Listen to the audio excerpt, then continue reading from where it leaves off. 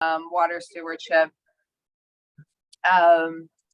and pretty much anything that intersects with environmental, social, and financial implications. Shelley. I am Michelle Smith. I am the city's deputy city clerk and also serve as liaison to the EAC. Thank goodness. Scott. I'm Scott Bachman. I'm the city's MS4 coordinator. Currently, I'm also dealing with the sanitary collection system as well.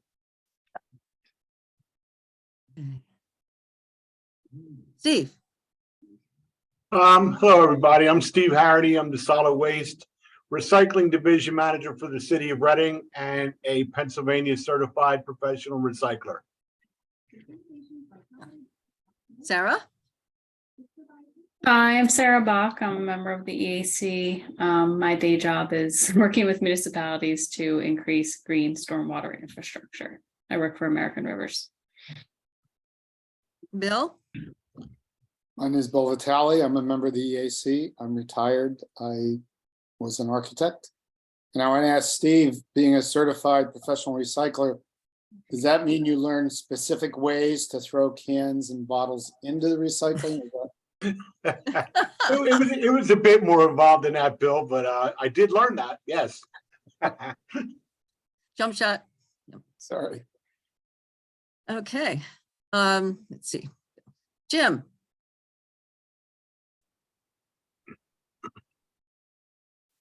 You're muted. I can never get the button to pop up whenever I. I'm Jim Cole, a new member of the EAC. I'm just a citizen in Reading, and I'm a software engineer in energy storage and renewable technology. Stephen. Yeah, I'm Stephen Thompson. I'm also a new member, and I actually am finally sworn in as of, so I'm legit now. Anyway, I think you guys, I introduced, I'm a lifelong city resident interested in making sure that our citizens are well aware of environmental concerns. So again, looking forward to working with you guys this year. Have a great day. Okay, Jasmine. Hello, everyone. My name is Jasmine. I will be working on the sustainability side for the next few months with Bethany and Kareem. He's not here right now, but I'm really excited to be here and part of this great mission. I'll be putting my camera off and kind of like listening. I'll be a fly on the wall. That's fine. And so Jasmine is our one of our communication consulting interns, who's going to be picking up where David and Desiree left off and working on community engagement for the whole civic action, climate action and sustainability and resilience, or whatever we end up calling it, plan that we're going to get to hear about in a minute or two. And I think that's from Lindsay, Carly, and Brandy, right? And Allie? Is Allie part of your group? Allie is sustainability intern. Oh, yeah. Yeah. So is Allie there? She's here, but she doesn't have a camera on her. Oh, okay. Can she bop over and just put her face into yours? Yes. I also have it on blur, so let me see if I can. Oh get yeah, that. it's nice. You get a nice blurry image there. Yeah. Let me see if I can fix that. No. I don't know if I can fix it. That's okay. Right now. We've mostly all met Allie, except I don't know, maybe the students have. I wasn't sure they had. Okay. Yeah. So but Allie will be leaving us shortly. Right. Yeah, that's I know. They grow up, they get real jobs. That's unfortunate. Well, no, it's not. Right. But no, it's not, but it's hard on us. Yes. Okay, so Shelley, do we have any public comments? People signed up for public comment today? We do not, but Anne has just joined us. Yay, Anne. Welcome, Ann. We're just getting started. Sorry I'm late. I forgot about the meeting. That happened to me.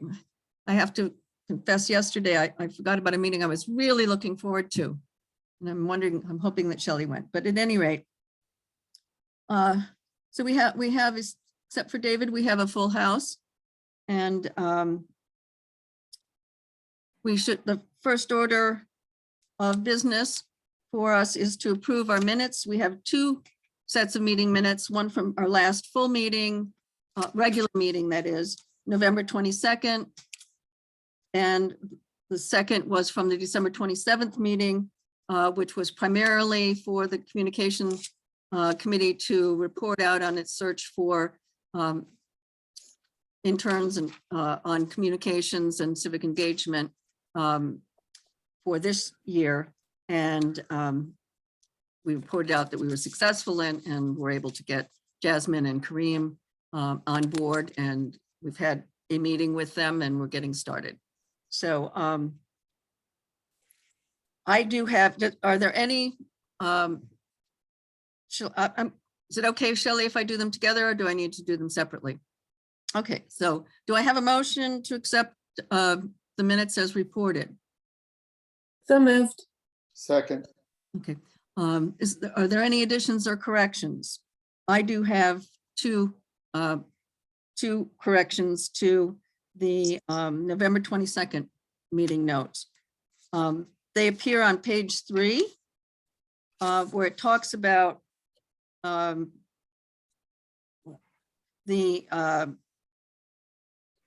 getting together a database of contaminated sites in the city so that we know what to be concerned about and what not to be concerned about on sites, especially those that have been remediated in the past.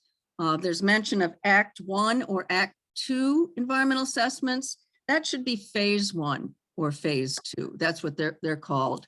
There is an Act 2, and that's what we were talking about. The Act 2 of Pennsylvania is our brownfields law, which gets to my second change, which is where it says that EPA allows people who do remediation to get a partial approval of that effort and a release from liability for that if they get it down to certain levels. And then that site, if you go through that process, that's the Act 2 process. The site then may have restrictions for the future, like it may have been cleaned up enough so that you can have a parking lot on it, but it's not clean enough so that you can have a school playground on it. So there may be restrictions, and that's what we were particularly interested in knowing about on partially remediated sites. So that needs to be, but EPA doesn't do that. EPA lets states do it, but so it's, instead of it saying EPA, it should be Pennsylvania DEP there. That's who runs the Act 2 program. Just so we have it right. Okay, well, with those corrections, I'll amend my motion based on those corrections. Okay. Are there any other changes or comments on the minutes? All in favor, say aye. Or raise your hand. Somebody needs to second me. Yeah, Bill, you want a Second. second with the changes? Okay. All in favor, raise your hand. Any opposed? Okay, the minutes are approved. Yay. Do we have upcoming meetings and events? Bethany, do you want to give us an update? If you have any? Save the date for April 22nd. That is Earth Day and the Great American Cleanup. We'll be operating at a city park. There is a whole bunch of other things that are in early planning stages, and I will update as soon as I have dates on a calendar with titles, but Okay, a lot of partnerships and a lot of fun stuff being planned. good. All right. Anybody else have upcoming meetings or events to announce? Okay, then let's move on to the meat of the meeting, which is we're very excited about a presentation from our Penn State colleagues who are going to give us a summary of some of the work they've been doing on the climate action and sustainability plan and the greenhouse gas inventory.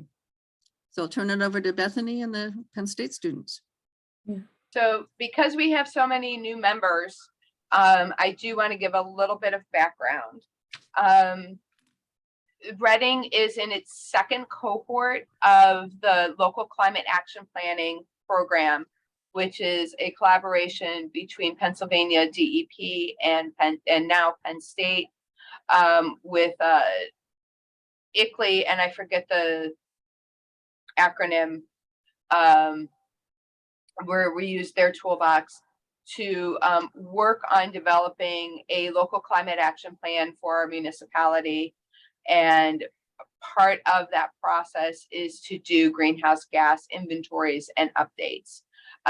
Reading was part of the first cohort back in 2018, and we were invited to participate again to do an update and to help us kind of push our plan over the finish line this year. Our plans are supporting the state's climate action plans. Yes, thank you, Brandy. Local governments for sustainability. The acronym I think is in French. It's an international cohort that we're all working on. And so we have been assigned 2 wonderful young students at Penn State, Lindsay McMacken and Carly Sullivan, who have worked with us to take a nice deep dive into our transportation, our municipal. We did focus more on municipal operations this year, but looking at all of our potential emissions, and then also help us figure out like where do we need to get better data as well. That was something that we were finding that we needed to do. So I will turn it over to Carly and Lindsay. Michelle, can they share their screen? Okay.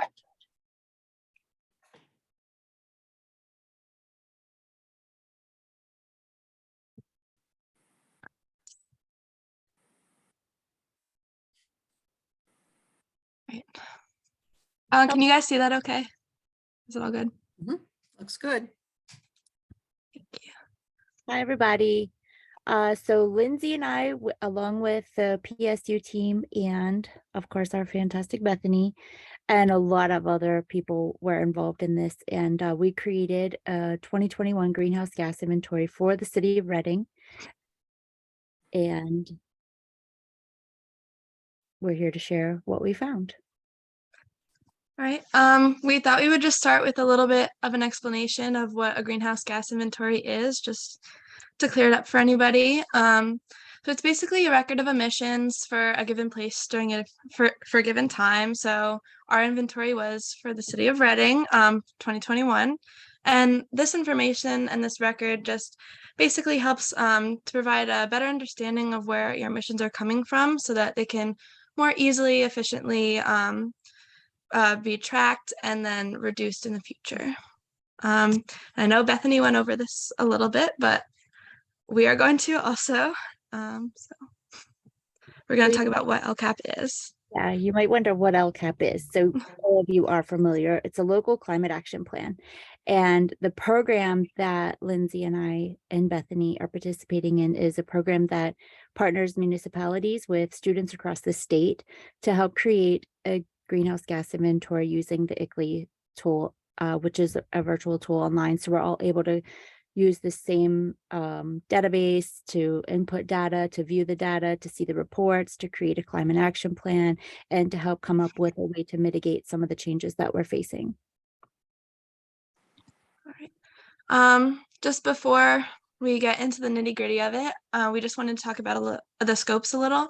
So scope 1 is going to be any kind of sorry, my dogs, stuff that happens inside of the boundaries, like the geographic boundaries of the city. So that's going to be any fuel combustion, industrial processes, if you have like any agriculture inside the boundary, those are scope 1 emissions. Scope 2 is going to be grid supplied energy.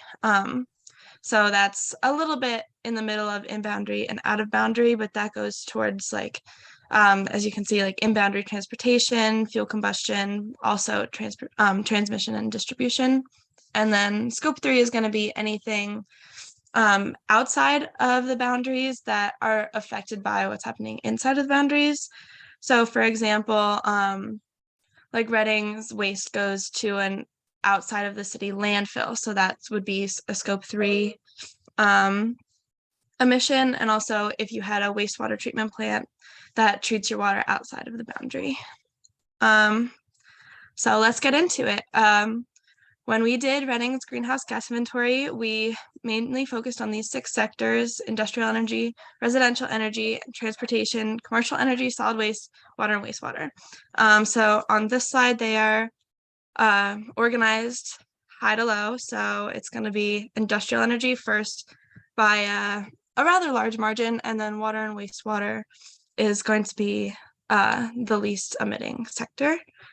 So just a more visual example of that is going to be this like bar chart. I feel like it just helps more visually represent just how much industrial energy contributes to Reading's emissions. Yeah, you can see it's like twice as much. I think it's important to note that there is the most chance for reduction of emissions in those big sectors, but any of the sectors can reduce emissions, and it's important to look at all of them going forward.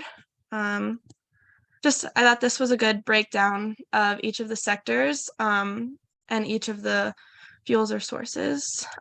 So just going into that, breaking it down for you, the energy sectors, so residential, commercial, industrial, are going to be broken down into electricity and natural gas. Residential is going to have that distillate fuel oil number 2, which is used to heat homes that aren't using natural gas. And then the on-road transportation is going to be split up by the type of vehicle and the type of fuel that those vehicles use.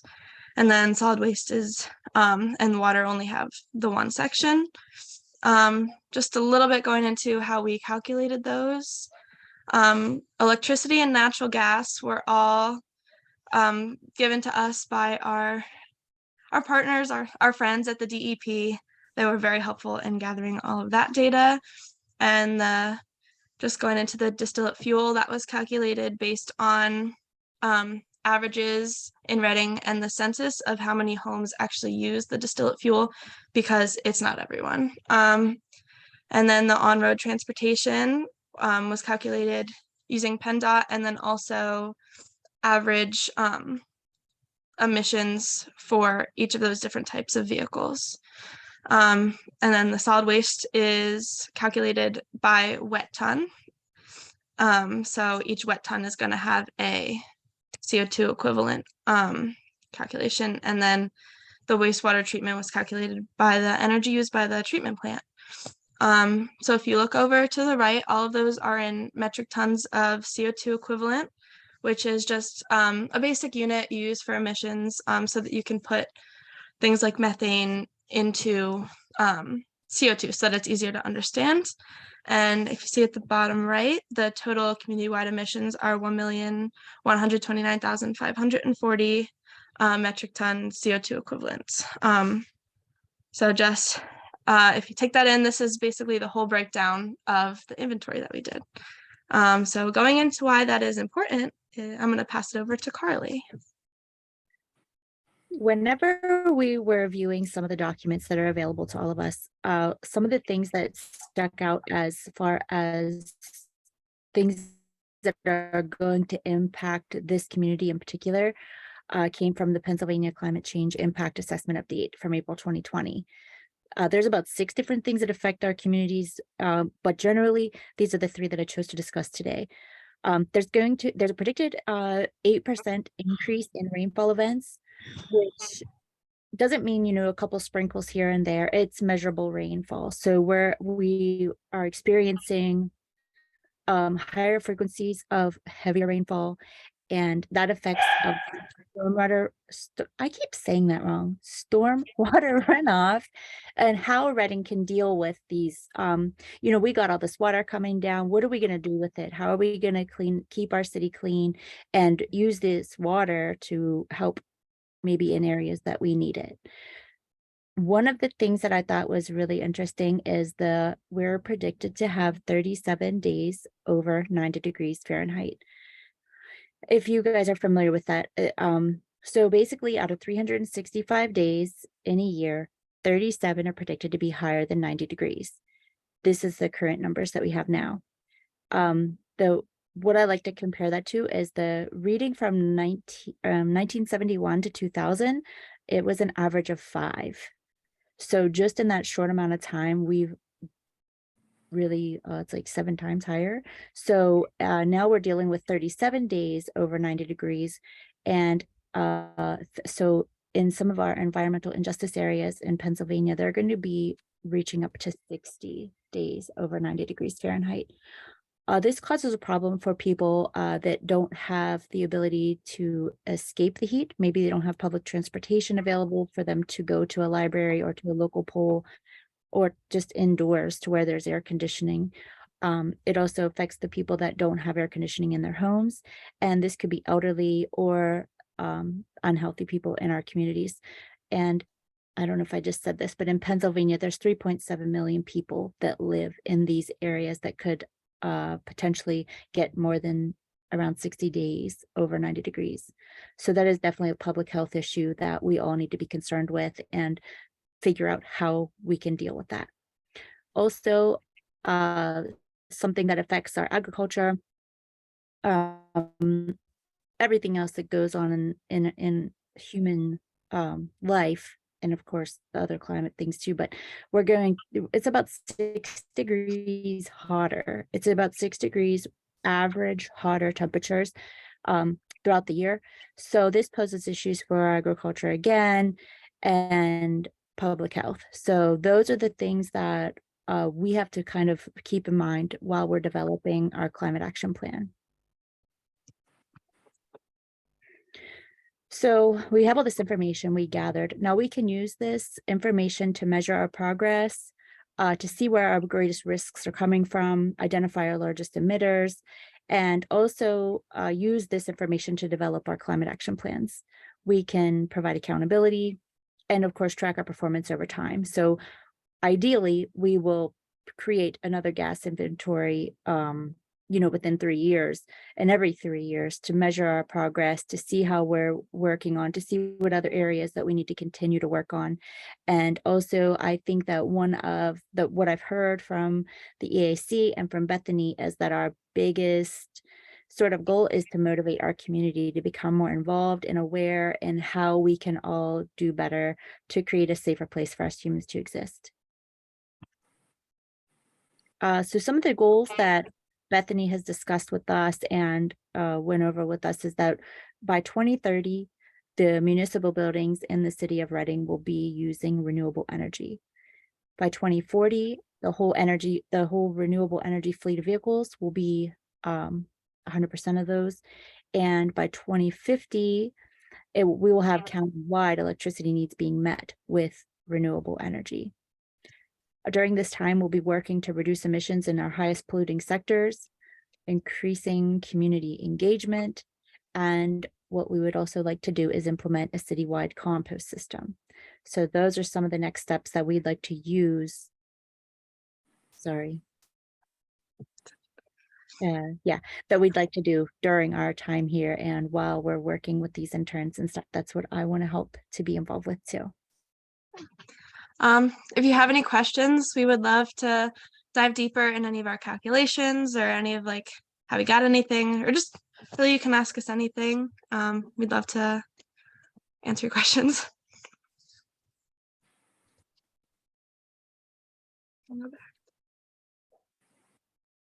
So were you able to take a look at how this inventory compares with last time? Yeah, so we looked into having a comparison, but we found that some of the 2016 numbers were a little bit off.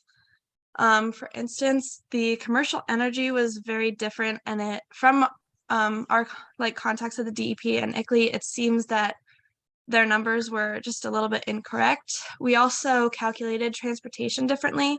They calculated it based on the entire county of Reading, I believe, and we did it based on the city of Reading, which led to drastically different numbers because it turns out people will drive less in a more urban area.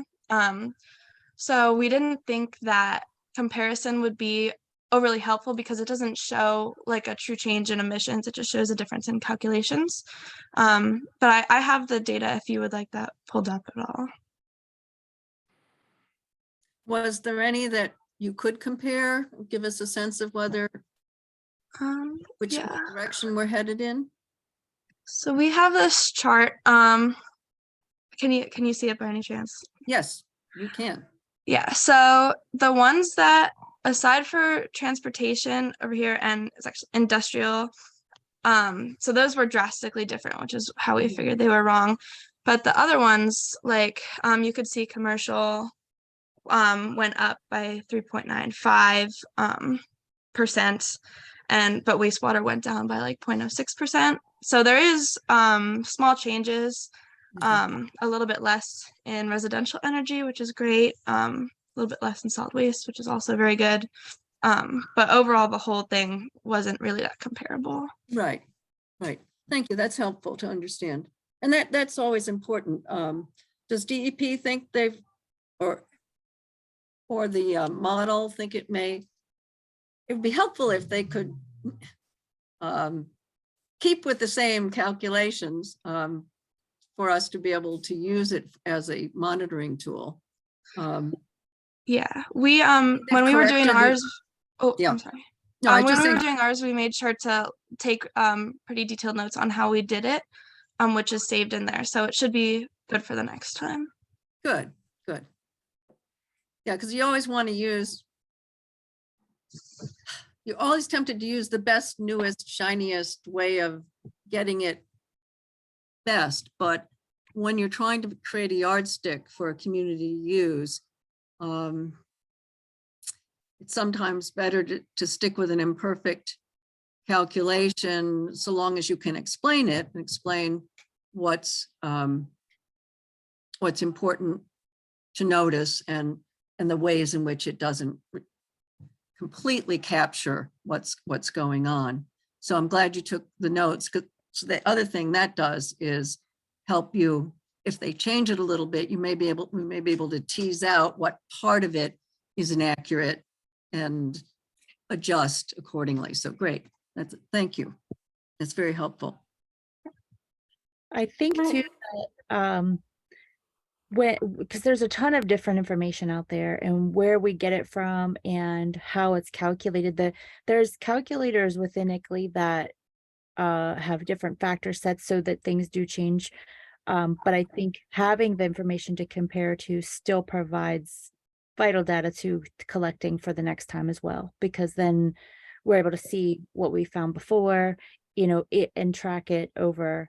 And I'd like to be involved in that. So hopefully I'm here and I can say, wait, we needed help with this last time or something like that. So hopefully the next inventory will even draw more conclusions based on the last two.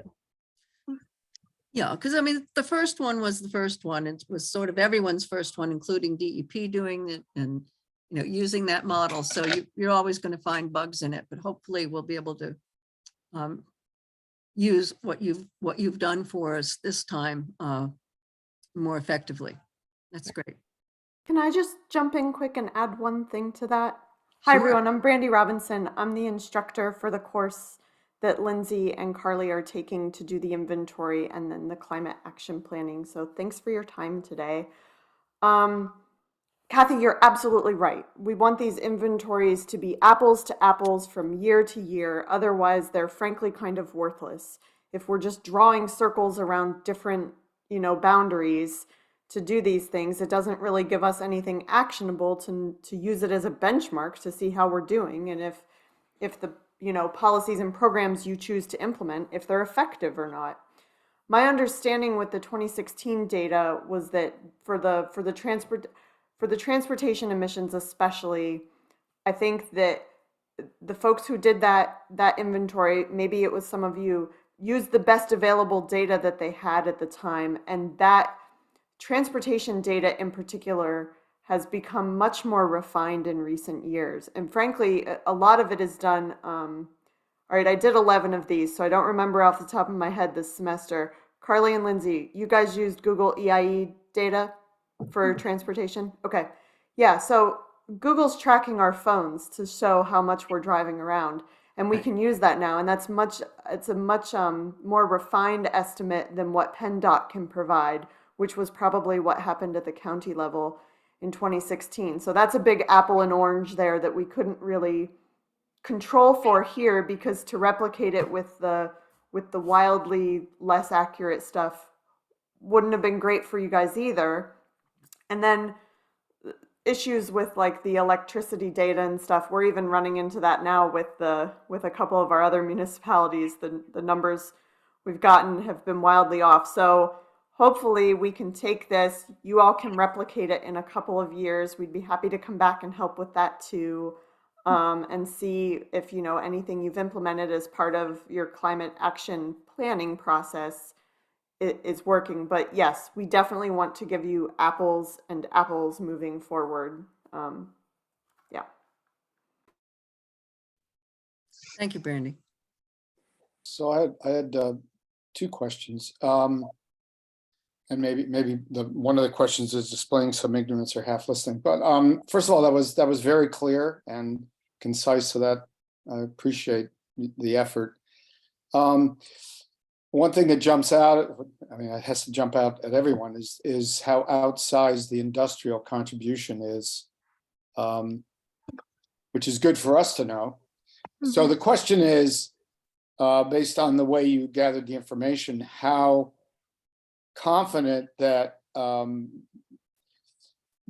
as an order of magnitude, is that really this huge contributor when it comes to Reading?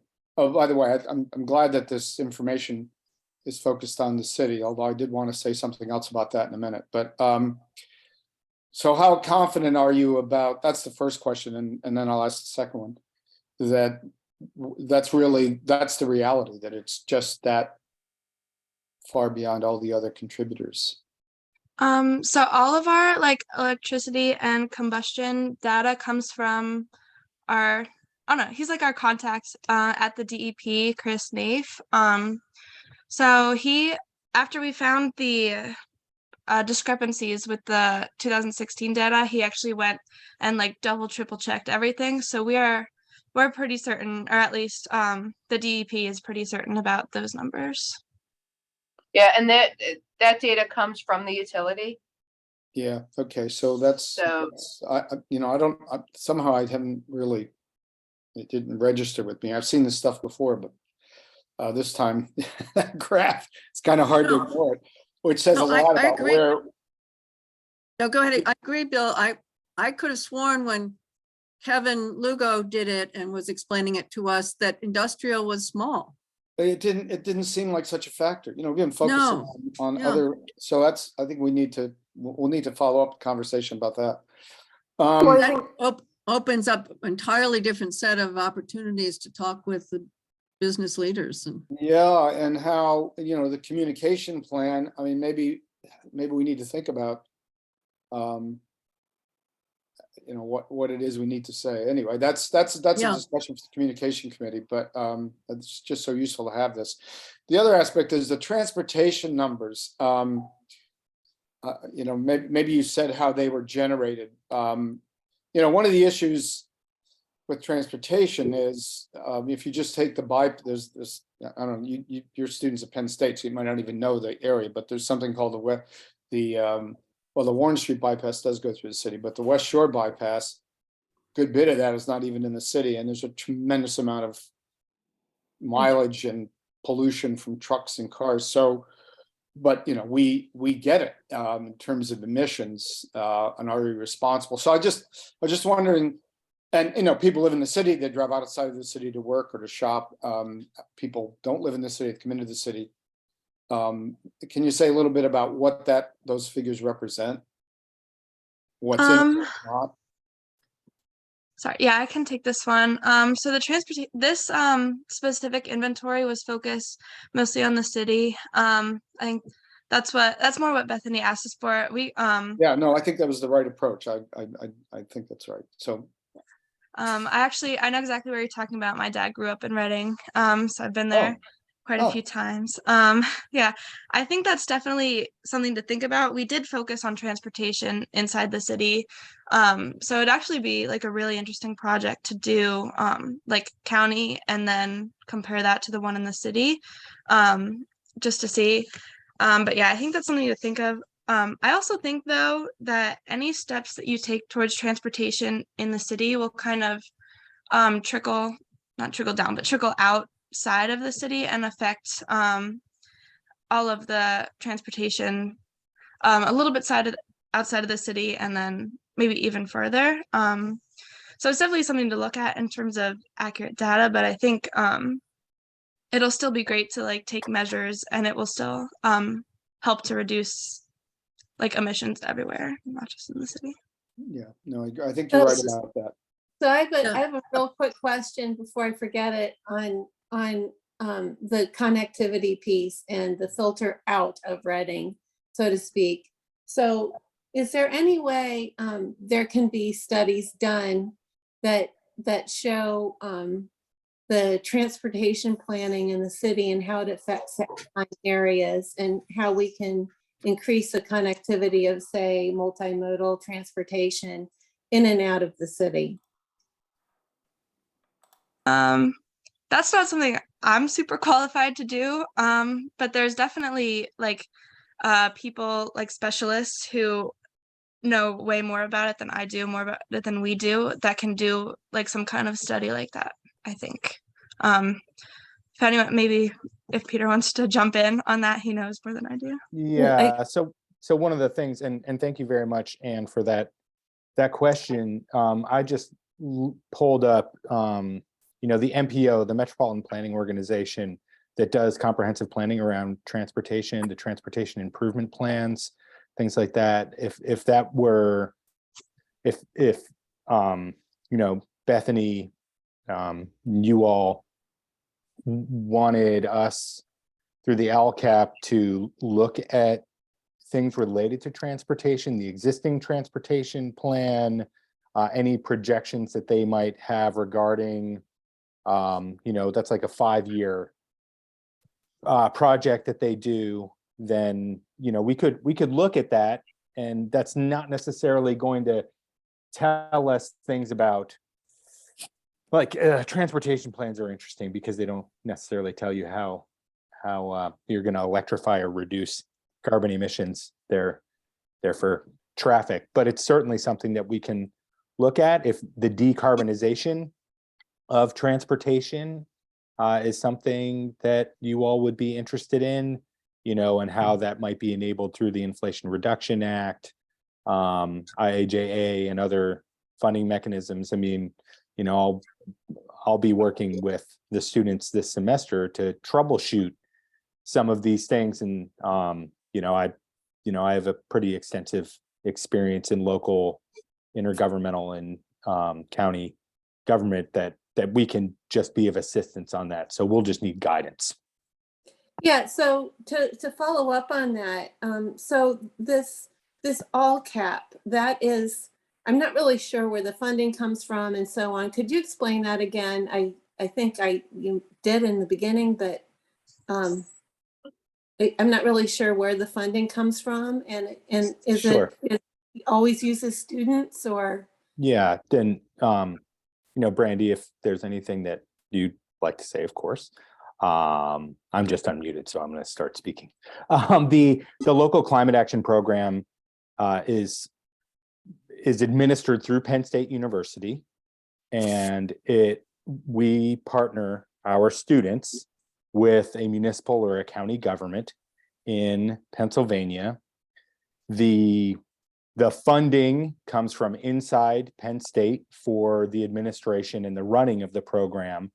And then funding for membership in ICLEI, Local Governments for Sustainability, and the software that Lindsay and Carly used, and some of the training associated with that is provided by the Department of Environmental Protection's Energy Office.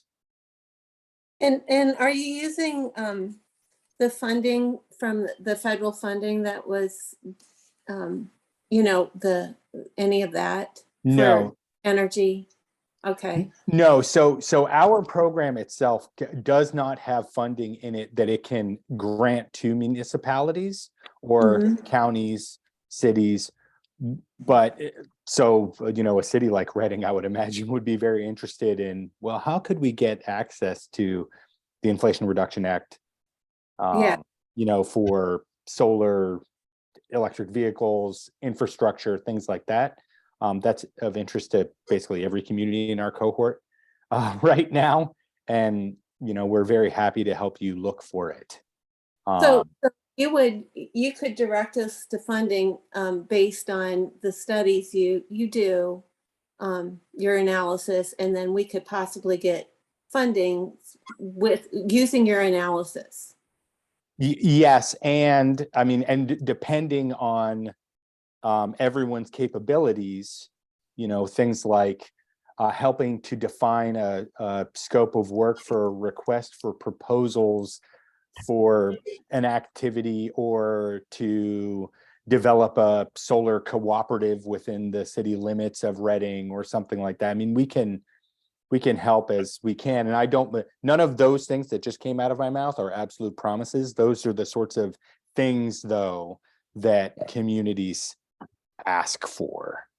But we do have students, and as capable as they are, they don't have 5 years of grant writing experience in a city government to know exactly how to do all those things. So, I like to say we have lots of ambition, and a lot of goodwill, and skill, Right. but we're not employees of the city government.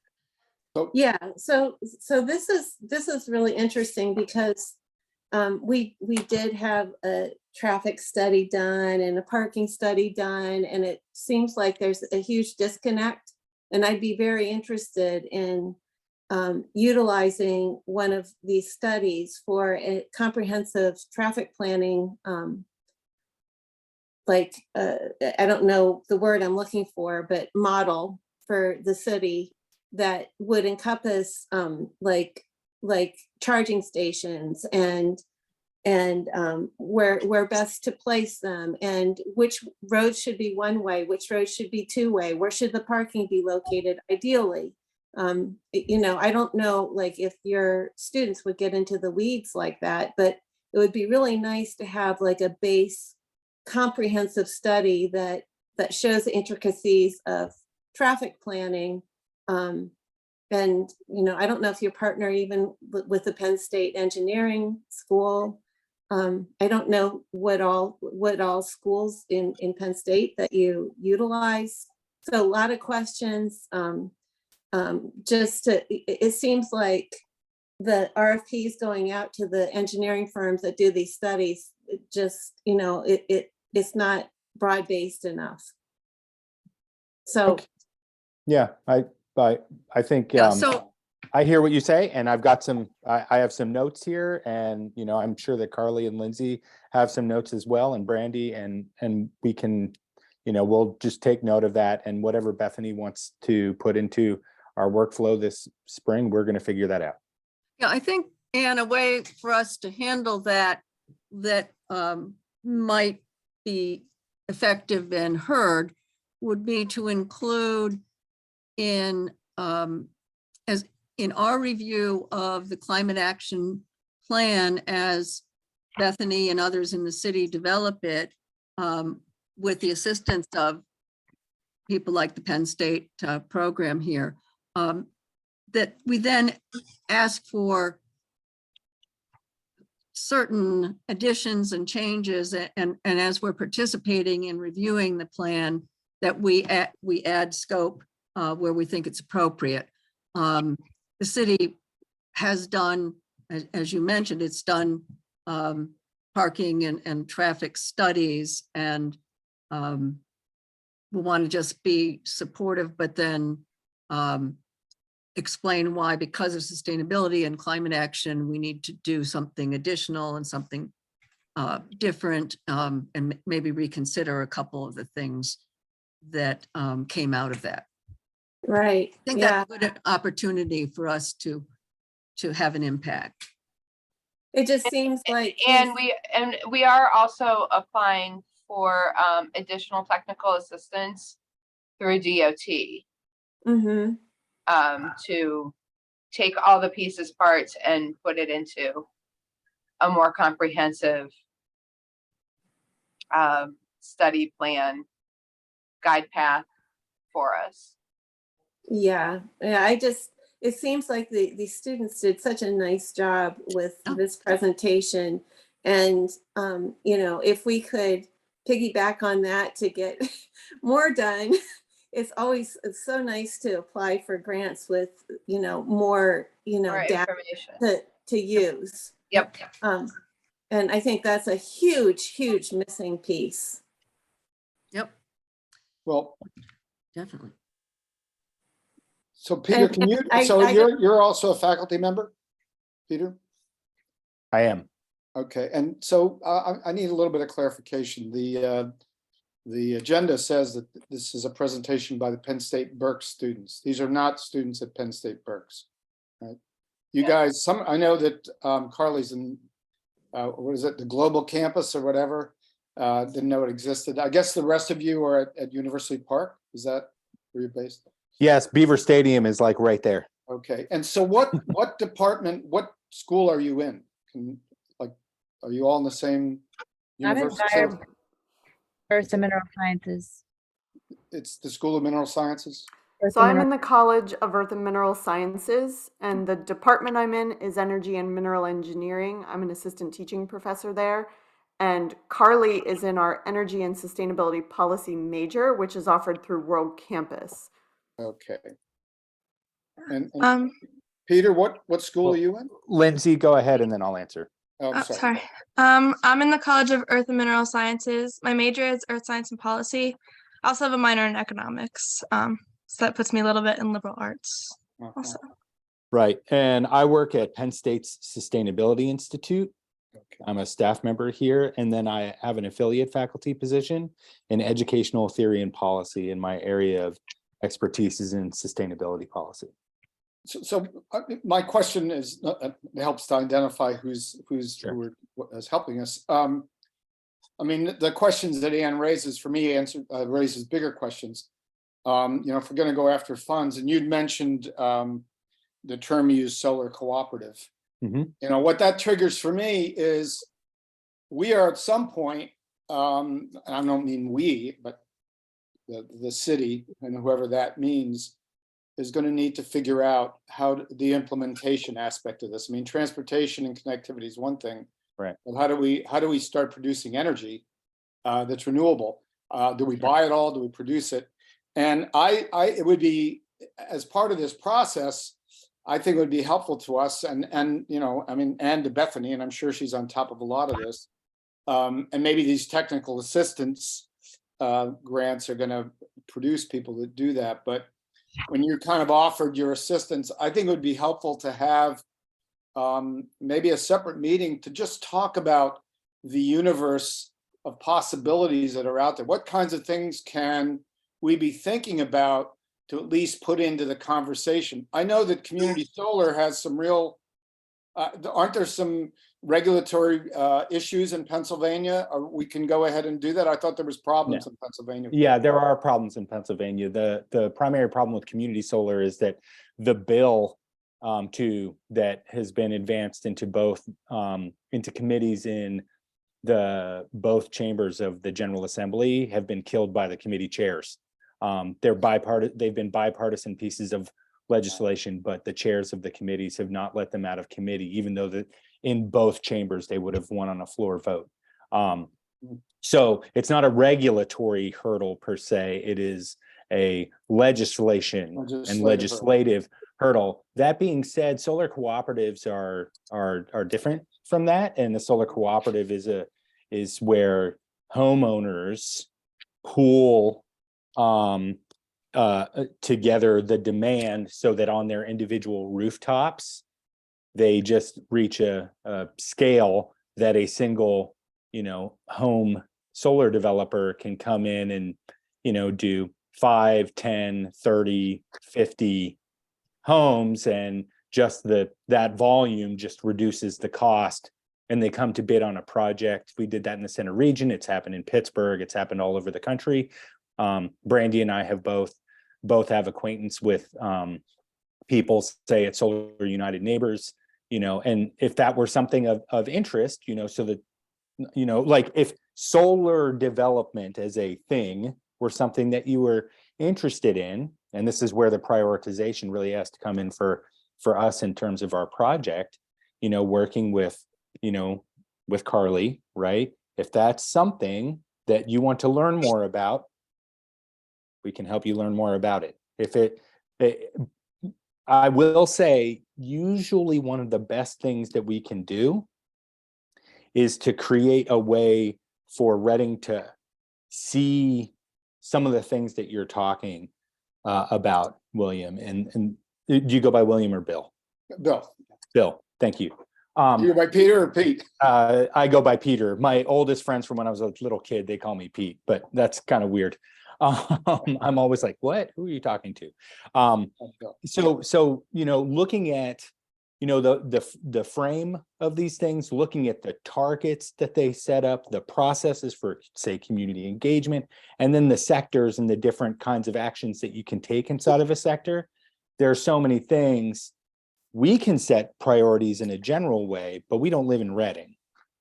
So if there is a really particular area like transportation or like distributed solar development or just communication and education events, there are so many different things.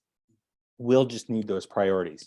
What can help though is if we looked at some similar communities and just, Carly and Lindsay and I can just help you see what those communities have done, both in terms of the plan and then actions that worked.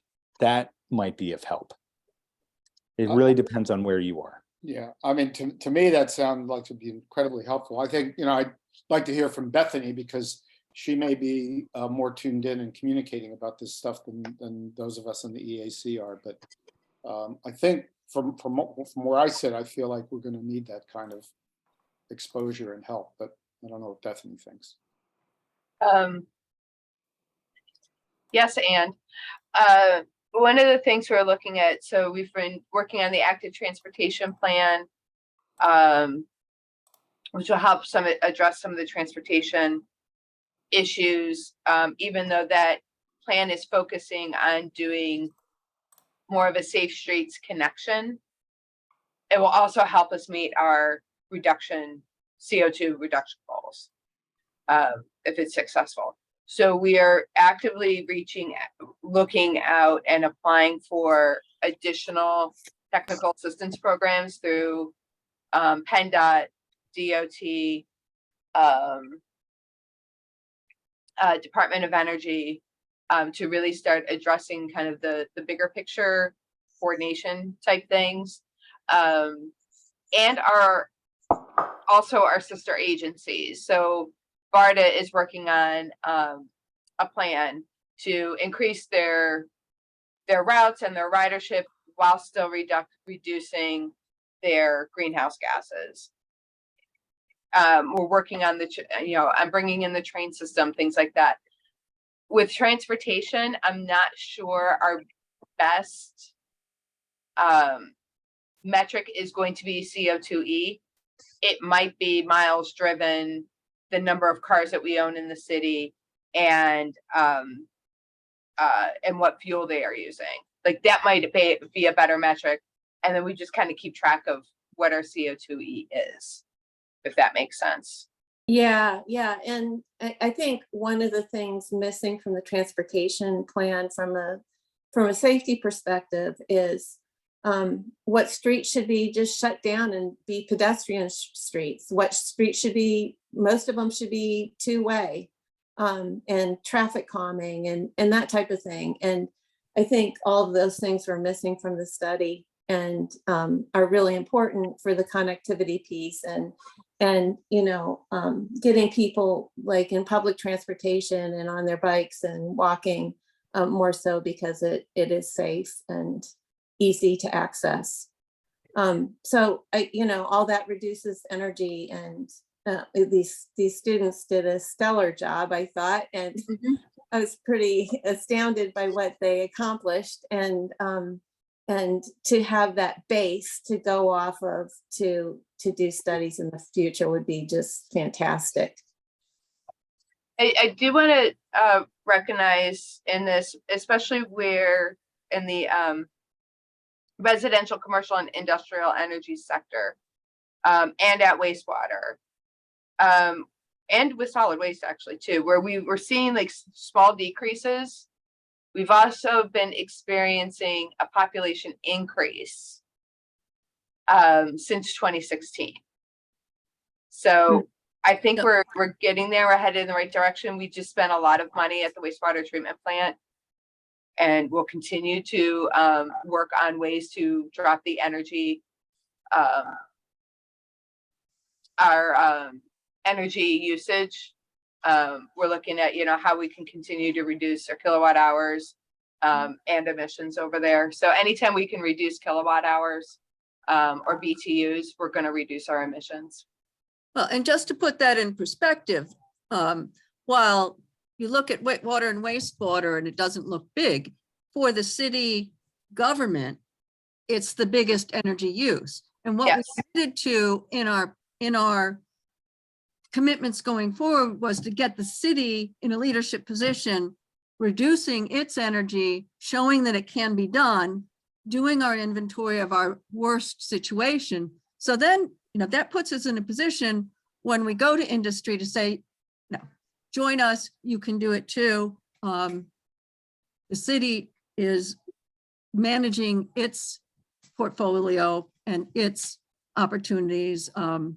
We need all of you to jump in on the private sector and do the same. So I think that makes sense given sort of our overall strategy that we need. And this gives us great information to go forward with. Agree with Ann completely. Peter? Yeah, thank you. And piggybacking on what Kathy just said, and there are people I can't see too. I really appreciate you letting us come and be a part of what you're doing here. Often within climate action and adaptation plans, we have the city government, the municipal government, the county government, whatever it is, will embed action in its own operation within the other sectors for action, or make a commitment somewhere within that cap, or through a resolution or something like that to take that specific kind of action. And so sometimes it's folded in, sometimes it's its own special action. And so part of what can happen in a benchmarking exercise looking at another community is to just see, how did Allentown do it? Or something like that. And that can be very instructive. That being said, where the energy is being used and where the emissions are coming from, waste, wastewater, transportation, your buildings. So. I am blown away by the amount of industrial usage, Like we could so focus so much energy there, so to speak. I think where we're going to start is lifting and supporting and making sure that they have access to technical assistance and to financing tools that are available to them and make sure that they know about them. Yeah, and I think another thing is the technical assistance so that they have access to help them get the kinds of smart systems they would need to do some of these reductions. No, there's obvious things like weatherization and HVAC, but yeah, I mean, getting them together and seeing what is possible and where, like, as Bethany said, where they can get funds and support to do it, or maybe even, create the Reading Industrial Group, which buys stuff, technical stuff that would help them measure and then reduce their energy use as a unit. There are lots of things that it could do. It's a little after 1, and I hate to bring this to a close because this is exactly the key thing we need and are interested in thinking about and talking about.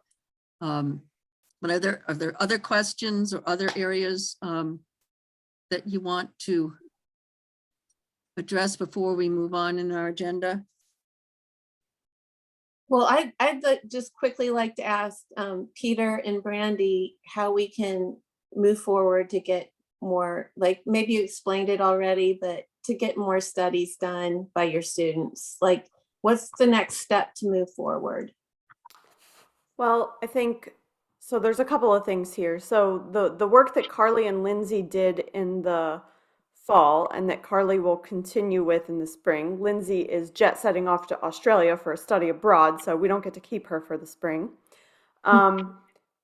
Is part of this specific LCAP program that is scoped just around doing an emissions inventory and doing climate action planning. And I think that Bethany and Carly and Peter and I have already kind of fleshed out what Bethany needs to come from this.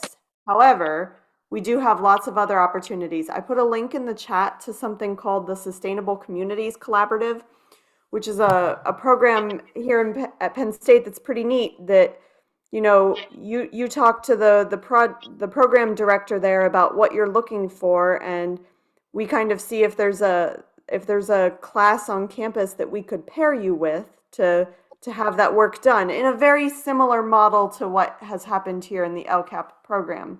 Additionally, selfishly, I teach and advise in this World Campus program where every student is required to do both a capstone project and either an internship or a study abroad. So I always have students who are looking for projects that they could do, usually remotely. So let's stay in touch. Like we love that you are enthusiastic about doing this work.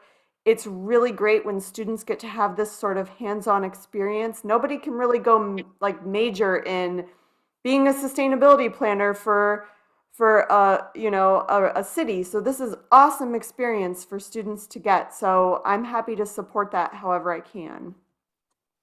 Wonderful. Yeah, and we've developed a project agreement form that has 4 kind of pretty broad categories of action that so to help educate folks in Reading about climate change and climate action, strategies for adaptation and mitigation, and then resources for residents, businesses, and other institutions. So, where Carly and I will really get to work in the coming week, and part of that really is going to start with that benchmarking that I talked about, and then as we engage with Bethany, and I would assume also because you're the EAC, there might be priorities that start to pop out of that. So it might be, how do we, who do we go talk to if we want technical assistance for X? Some of this might just be like some of this troubleshooting kind of stuff, finding people who really have a lot of technical expertise, and others it might be much more report oriented. So the relationship is going to be really important so that we have really good communication. There's nothing worse. Well, there may be things that are worse, but not much than doing a bunch of work that someone doesn't need. So we're just going to be in really good communication and help Reading make as much progress as you can. And we have a good relationship with the Sustainable Communities Collaborative. They have done some capstones related to the Spring Street Subway project as well. And as other things come up, I think next on my priority list is actually going to be getting a class to help us work on the zero waste plan, which will be part of the climate action plan, but like getting that more fleshed out and getting Steve that help to put that together. So it's all coming together. It's a lot of moving parts, but Yeah, thank you. If you see something, please let me know. Wonderful. With that, I'd like to thank everybody again. Will be really helpful to us as we try and get more community involvement and complete the climate action plan that we're working on. It's very good fodder for that mill. So really appreciate it. And we'll be keeping in touch. So thank you. Have a good afternoon. Thank you. Thank you all very much. Thank you. Bye-bye. Excellent. Great job. Great job. Yep. Okay. Steve, do you have an update that you want to share with us today, or are you okay with things as they are? I'm okay with things as they are. Just real quick, 2023, during this year, all the remaining private hauler contracts should be dropping. It should be expiring. So pretty much by the end of the year, we'll have full city service. Great. That's good news. We've been encouraging that effort for a long time. Long time, yep. Yes. Okay. Scott, do you have anything? He just left. He was there. There he is. Yeah.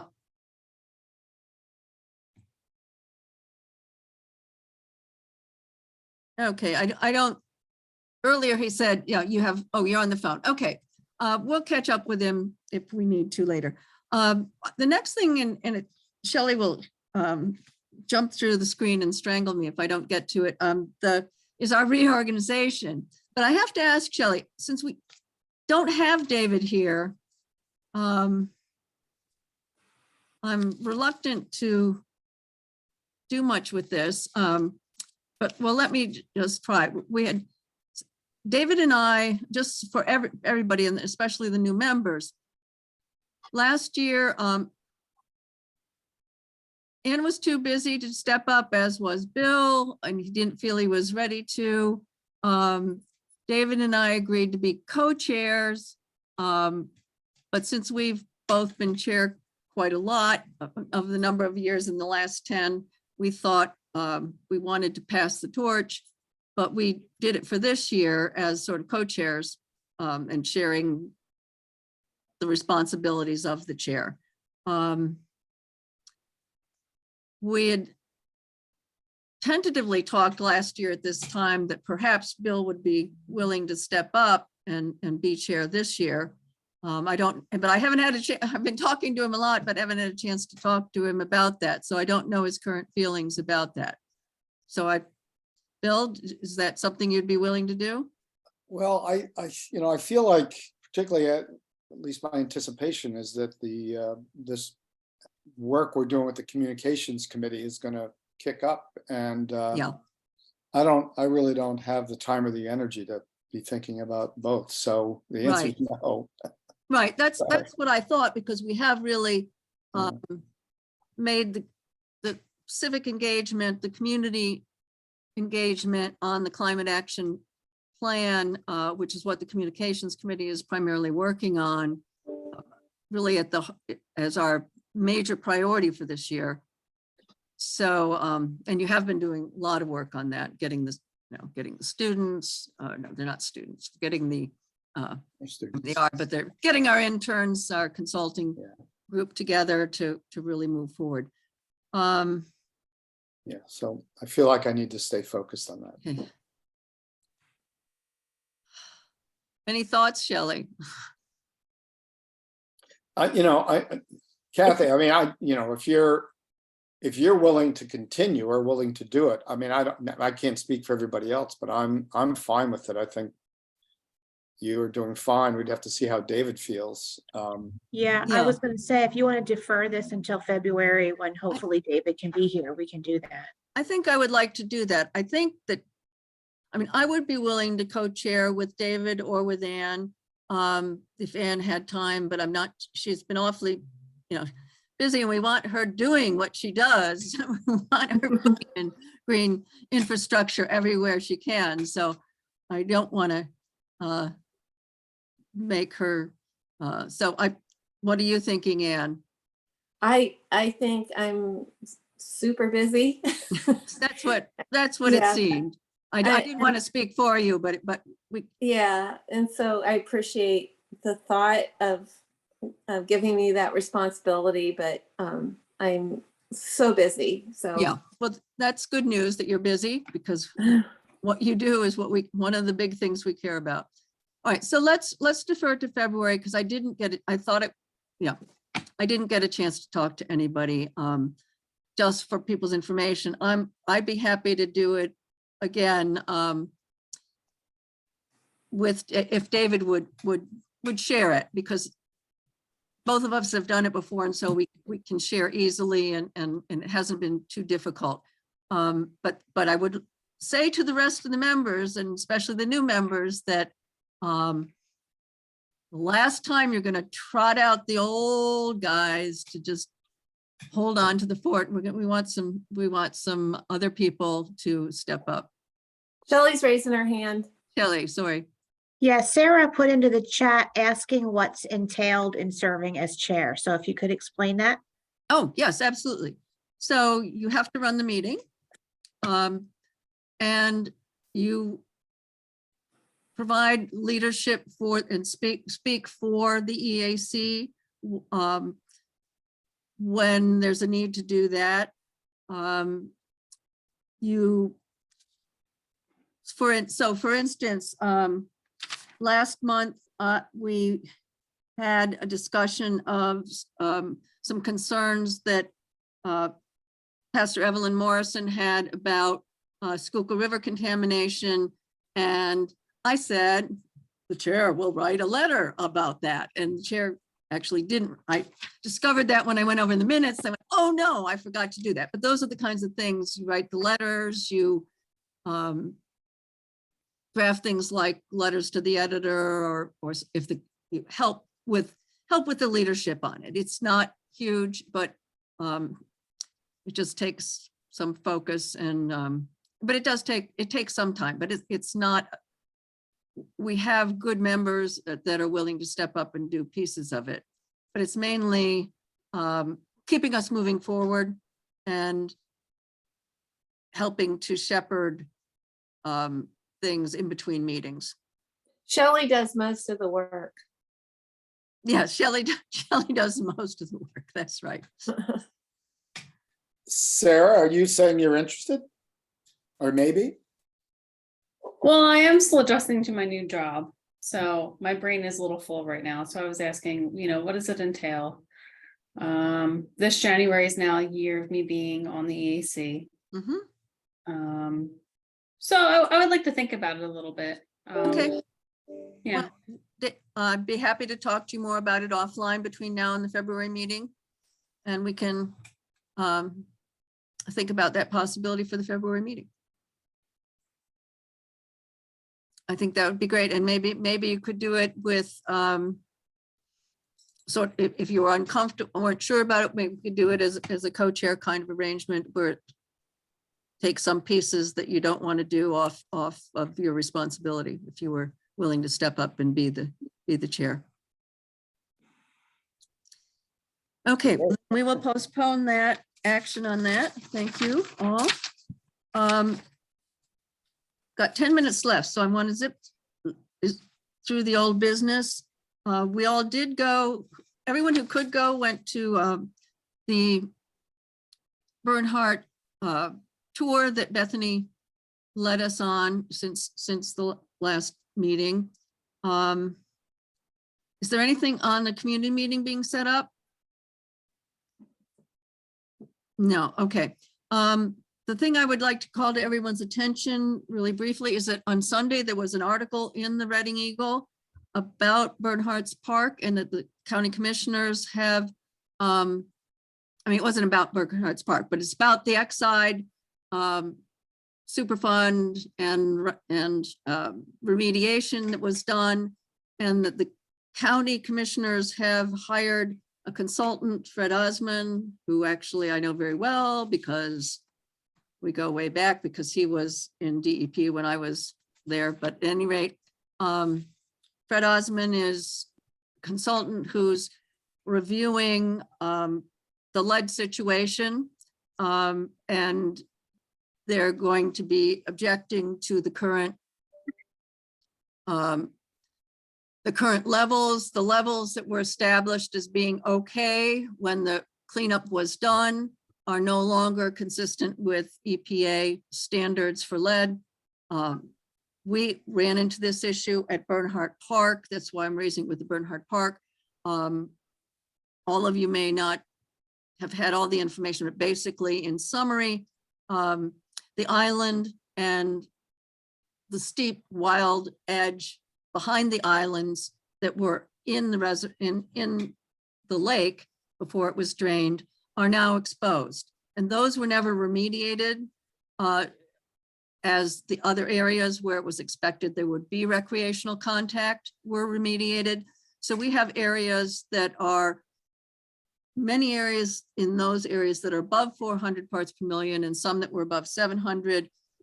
For comparison, Fred Osman is objecting because 650 was what was used for the remediations of residential areas and other contact areas from the Exide Superfund remediation. So we will want to jump in and piggyback on the work that the county's doing and make sure that we include investigation and concern about Bernhardt Park levels as well as the residential levels and the other that they're currently identifying.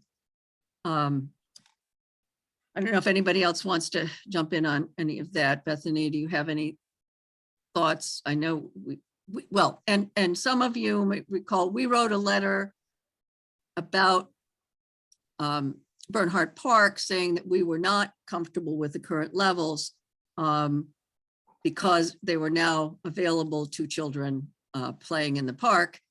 And we felt that the levels were too high and something further needed to be done. And we ought to be wrapped into any new remediation required at the Exide sites and areas. So we're already on record that we thought it wasn't sufficient, and the county commissioners have now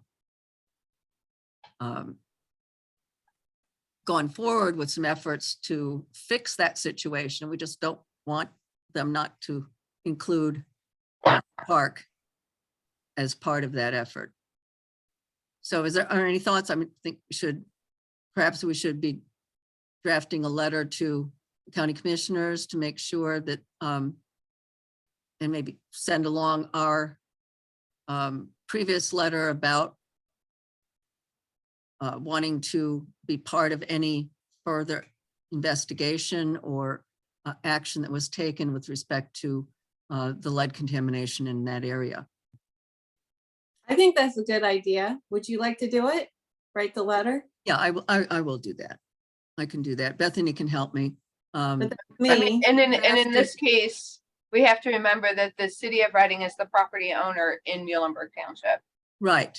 Yeah, and that's the other thing. I mean, it's very weird in lots of ways. So we need to, and the county should be interested in that because it's now, they've got a multi-municipal situation within the county. So I don't think it's a hard sell, but we don't want to be forgotten. And it's just like Antietam Lake in Lower Alsace Township. Yep, same kind of. Yep. Okay, so is there anything new about the rain gardens, Scott? No, I really haven't had an update. Bethany and I kind of talked about it a little bit recently, and hopefully we get some forward traction again. It did kind of fall off the radar again. Okay, Well, they're Keep- talking about the big one at Wyomissing Boulevard. So yes, we're gonna try to get some traction and try to get it going back again and move forward, because Wyomissing Creek Watershed Coalition, like, they definitely need it for their credits. So it helps our credits. It helps that whole group, which is all the municipalities from that watershed. good. Yeah, it switched project managers, Okay. but Well, we're let gonna us be- know if there's anything we can do to help push, so. will do. Signage, I've got something else then too. Oh, good. Also, I know I reported before about that main sanitary line on the 500 block of Buttonwood Street. That is currently connected and back together. So we're flowing without bypass pumping. yay, I know that was going on, and I know it's going to cost the city a lot of money, but at least it's connected. It's not fully finished yet. We're working on sidewalks and actually finishing up the street. Right now, we're kind of stuck waiting for the water department to finish up what they need to do. I believe they just opened up all their water services yesterday. okay, So we're moving forward. We're just waiting for stone then on top of that, and then moving forward with that. okay. Something else that I know has been going on a lot, in the city, and it's something that maybe if you guys see in your areas, catch basins. If you see any of the catch basins like overflowing with water, or I need to get out there and clean them, it's an always thing. Just let me know, or get a message to me somehow anyway. Call me or email me. I'm trying to keep up with them, but we're getting slammed right now, especially with all the leaves. Yeah. I've got a vac truck out today just vacuuming out insides for a list that I've had, and I've had them out, I think, like 3 days in a row now, starting last week. Yeah, it makes sense with all the rain we've had, washing the leaves in. I know David knows how to get a hold of us, because he's got his catch basin. That's always an issue, but that's a lot more grit and everything else. That's not just the leaves. Okay, There's a lot of trash that piles up in those catch basins too. A lot of trash. In a week, I usually send at least one person at least 8 hours a day just to run around to get just get trash. And I know I'm not the only department that does that. But there's 3,800 catch basins.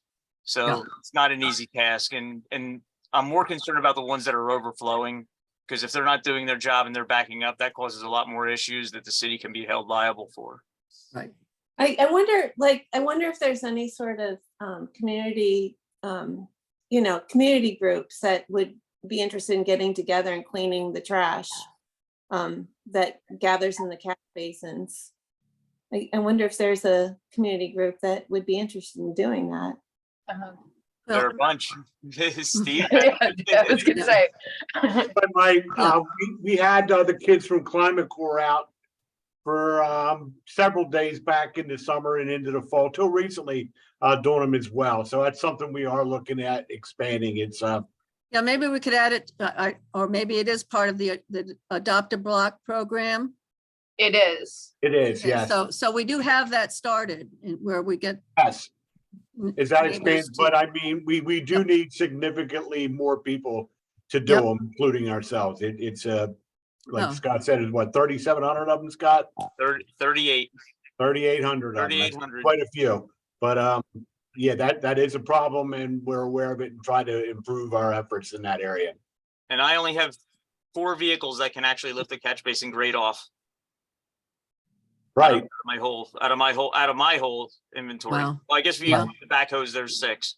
But then Yep. I still need operators, and I still need the other equipment to clean it out. Because some I can lift off the grate, but I can't use that equipment to clean it out. So Okay, thank you, Scott. Lots of good information there. Thanks. Signage, anything new? Anne, we really need. No, I'm really wanna sorry. Get this done. I did not Yeah. follow up on it. That's okay. Plastic bags, anything new, Bethany? I don't have anything at the moment. I think that's something we'll be continuing to have a conversation about. We're going to be doing, it appears that we're going to be doing some personnel changes for job descriptions upcoming. And so that will be picked up shortly. Okay. Again, we're getting there. We're in the early stages. I do have a request of the group. for the database, I need to pick a day that I can have you guys do training with it. Right. That was my big question. I was saying on the next thing, well, I Yeah. want to ask you whether the Zoom training is going to happen because Yes, so the February 21st,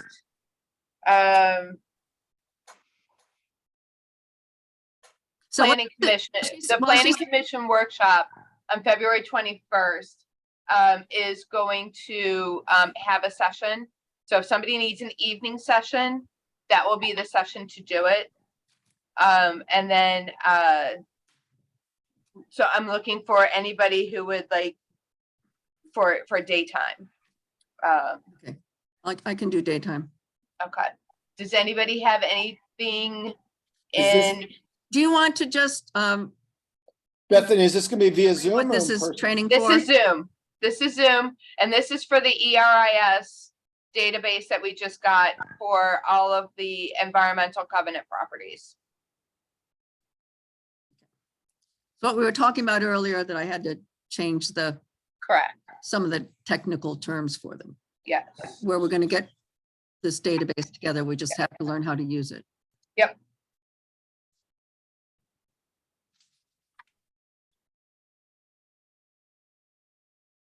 Do we have a day of the week preference? Not necessarily. Not necessarily. I don't. I'm pretty free. Okay. So mean, if I go, oh, I'm sorry. I was just gonna say, I tend to have less work meetings Monday and Friday. I'm- There's a I'm- reason for that, but. Right, yeah. Yeah, I'm actually going towards Friday the 17th. For around 11, 12. I have to double check with Nick, who will be leading us in this adventure. Does that seem like it should be okay for people? Yeah, I'm totally free that day. Okay, all right. Yeah. Say it again. 17th? The 17th. I probably can. Yeah. Okay. Do we want to do just before lunch or do you want to do after lunch? There's also going to be other staff members here, but I know like Sarah and Steve Thompson and Jim also have full-time real jobs that they also have to do. So I want to make sure No, that I nail you guys down. We can work around you. Whatever, can do yeah, it for me, anytime. whatever suits them, I can. Yeah, I agree. I can work around it. So Steve and How long is the training? It'll be about an hour. And then if we need more, we can always get them. Yeah, I mean, I have a pretty flexible schedule, so I don't really care. I can just work that in as my, quote unquote lunchtime. So it's not going to interfere with any of my work. So you guys figure it out during the week and I'll make sure I'm there. Yeah, lunchtime's best for me. okay. All right, I will put the request in for the 17th at 11 a.m., February 17th. And I will send out the invite as soon as I have it. And we're looking at 12 right now. 11? 11? At 11 Oh, 11. a.m. 11.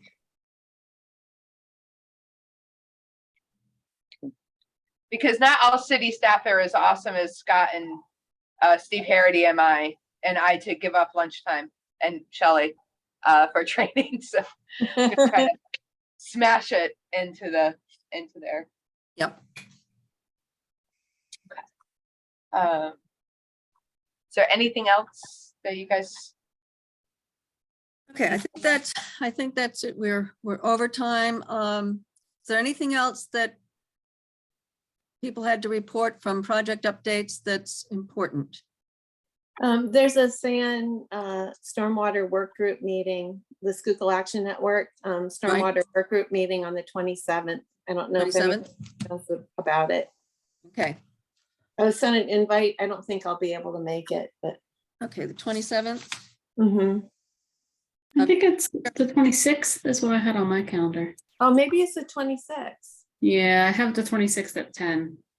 Okay, maybe, yeah, maybe I just read it wrong. I knew I couldn't make either day, so. Okay, I do want to do 2 reminders. The State of the City, it will be held at the Miller Center at 11 a.m. on Thursday, which is why I will not be at SAN. And BARDA is doing a public meeting on their action plan on Wednesday night at 5, from 5:30 to 7 over at Schmidt Training and Technology Center over at RAC. okay. I have a quick new business kind of thing. The Berks, I was invited as this is another kind of thing that happens, but you can say yes or no or find somebody else. But Sarah, so I was invited as chair of the EAC to be part of an advisory committee for the Berks County Community Foundation, who is going to be practically doubling their workforce, and they've got tons of new money coming in the environmental and energy area. And they have hired the Institute for Conservation Leadership to lead them with an assessment and inquiry to establish priorities for them to give out grants to help climate action planning along. So I will be involved in that. And the other news with that, so it's Paul Jansen, Ashley Showers Jansen from the Local Government Excellence Group at Albright, Ashley Showers from the County Planning Commission, Spence Stover from Alvernia University, Monica Reyes, who's now Vice President for Projects at the Community Foundation, is working on this. So those are the people involved. And they've just hired Emily Smedley to be their lead environmental and energy person. They're going to have 5 content experts, which they've never had before. They've just sort of had generalists helping decide what their grant priorities should be. But Emily Smedley just started 3 or 4 days ago, who will be doing a lot of the things that Kevin Lugo was previously doing. So that's my update on that. And if there's anything else for the good of the order before we adjourn? Well, it's just, Oh yeah, Bill, you have to give a communications update. yeah, You'd asked if we all agreed with you being chair there and or a representative, and I would agree to that. So I think that's a great idea. I didn't know that they were doing that. No, I didn't either till I was asked to be on it. And so we just had an organizational meeting, the first meeting earlier this week. And Good. I mean, in the end of last week, I guess it was Friday. So that's all new news to me, but a good thing. And it parallels really well with Bethany and the city's work and our work on the climate action plan, because just about when it gets done is when they're going to start looking, they'll be done with their work and they'll be ready to start thinking about finding people to give grants to. So, well, Kevin Lugo left there and they have a new hire that just came last yeah, week. Emily Smedley. Yeah. Yep.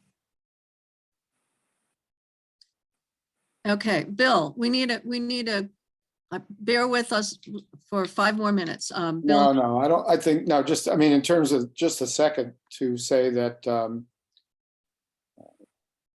too much going on my screen here. We have engaged Jasmine, who had to go. I don't know if you saw in the chat, she had to go. And Kareem, we had a meeting last Friday. We're going to meet again this Friday because a couple of people had to go. Steve is, I think, now part of the committee. He's at least he came to that meeting. And Kathy and I and Stephanie and Bethany, and then the 2 interns. So I think, I don't think I forgot anybody at this stage, but oh, Carly, I guess you're going to be participating, right? Yeah. So we had a good discussion, and we're going to meet again on Friday. So I think we're, a lot of ideas floating, and I mean, I think some stuff came out of the meeting today that we should think about, but. So it's, the process has started. They both seem enthusiastic and I feel, yeah, enough said. Okay, But I have a question for the staff people before. I've been meaning to ask this for a couple of months. What is being done in City Park at the corner of Washington and 11th and Washington, that whole lower part of the park? Is it like a water feature going in? Yes. Mm-hmm.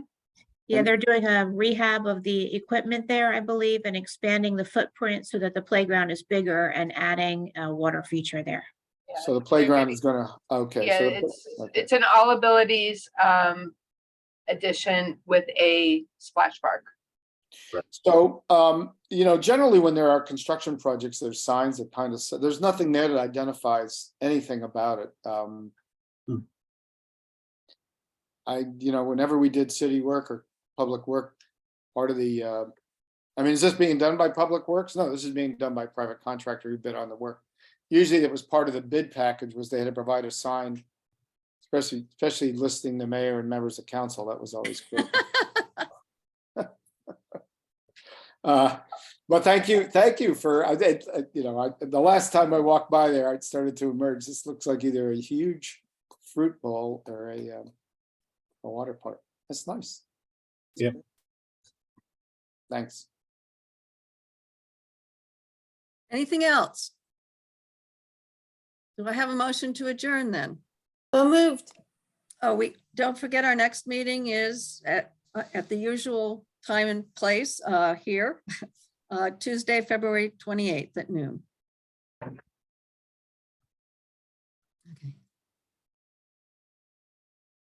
And Sarah, I'll reach out to you. Maybe we can talk sometime between now and then. Yeah, let's do that. Thanks. Good. Right.